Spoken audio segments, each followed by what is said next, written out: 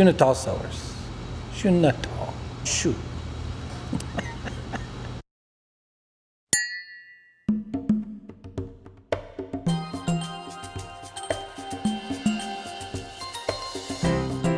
So what we have is Todd Hamina. This is his facility. It's Biggio Hamina Cellars, and so I come in here and make my wine, and so essentially I pay him rent.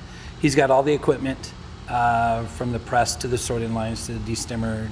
Other than that, I have my own equipment. He runs it like a co-op. There's another winemaker in here, Tim Wilson from Denison Cellars. So there's Todd from Biggio Hamina and myself from Schonetal Cellars. And then all three of us also make wine for other folks. Todd, I think he works with like 4 other different wineries, and Tim's got 1 or 2 other clients. And then I picked up one this year. From a cash flow perspective and capital cost perspective, it's really nice because I don't have to incur all those types of costs. Well, the name comes about from basically our German heritage, and my wife came up with the name. We contemplated a couple other names, but the initials that were tied to those other names could be affiliated with some other wineries.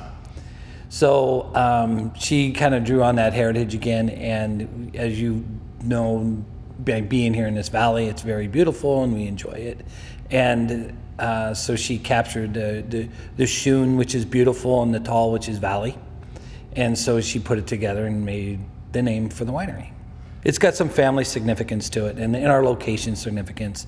We probably could have gone with our last name or some other form thereof, but it is different. And then folks, when they see it, they recognize it now. It's becoming more known, and so yeah, it's tough to say at times, but once you get it, it works out. It's a beautiful valley, and it's a beautiful name, so that's why we like it. Unfortunately, we've had a few folks that have come through from Germany, actually, because they saw it on the website or something, and they've come through and they said, "How did you come up with this name? This is so unusual," and they were excited about it too, to see something a little bit different. So,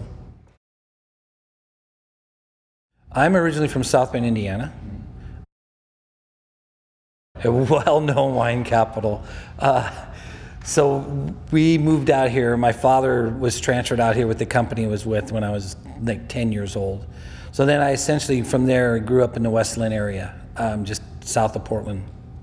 Went to school at Oregon State, and that's where I met my wife, who is actually a native here of McMinnville.